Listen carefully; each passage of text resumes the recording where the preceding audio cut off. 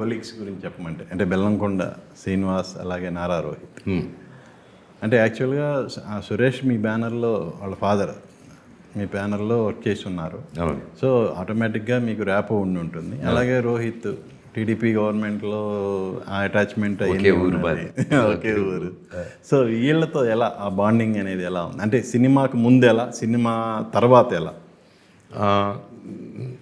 నాకు సాయి ఎప్పుడు చిన్న తమ్ముడే ఎప్పటి నుంచో. సో అలాగే రోహిత్ బాబాయ్ బ్రదర్ అయినప్పటికీ ఇట్స్ లైక్ మేము ఎక్కువ ఫ్రెండ్స్గానే ఉన్నాము. అండ్ డెఫినెట్లీ ఈ మూవీ ఏంటంటే మా బాండ్స్ ఇంకా పెంచింది, ఎందుకంటే there's a lot of time spent together. So ఈ సినిమా వల్ల మా బాండ్ పెరిగింది ఇంకా, and that's what I can say. ఏంటి వాళ్ళిద్దరిలో మీకు నచ్చింది ఏది, నచ్చింది ఏంటి? ఇద్దరిలో నాకు నచ్చిందంటే ఏం లేదండి, and both have their unique qualities. Sai is a very energetic and full Bala. So చాలా ఇన్నోసెన్స్, ఈ wax with lot of innocence. ఒక అమాయకత్వం నడుచుకుంటూ వస్తుంటే అది తమ్ముడు సాయిలాగా ఉంటుంది. అండ్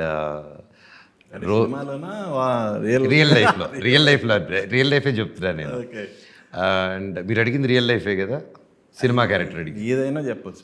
ఓకే సరే, ఓకే అది స్టార్ట్ చేశాను కాబట్టి. అండ్ రోహిత్ గారు వచ్చేసి హైలీ మెచ్యూర్డ్ అండి, very matured, very compose and highly fun. అతను వేసే కౌంటర్లో అసలు పక్కకు తెలియదు, వేసేది ఒక్కొక్కటి వల్ల వచ్చి తగులుతాయి. And very good life coach అని కూడా అనొచ్చు అనమాట. Is very matured, is very balanced, and that's a very good quality from him.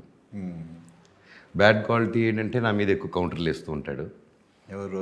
Rohit ఇద్దరు కౌంటర్, తమ్ముడు కూడా వేసేస్తాడు కౌంటర్లో. So okay. కానీ నువ్వు కామ్గా ఉండవుగా మరి? నువ్వు కామ్గా ఉండవుగా జనరల్గా? ఏదో అప్పుడప్పుడు వేస్తాను కౌంటర్, కొంచెం మంచి కౌంటర్లు పడతాయి, కొన్నిసార్లు బిస్కెట్లు పడుతూ ఉంటాయి, నాది నాకు మీదే పడుతూ ఉంటాయి. So it was very fun అండి. సెట్లో పండగలా అవ్వలేదు మా అందరికీ.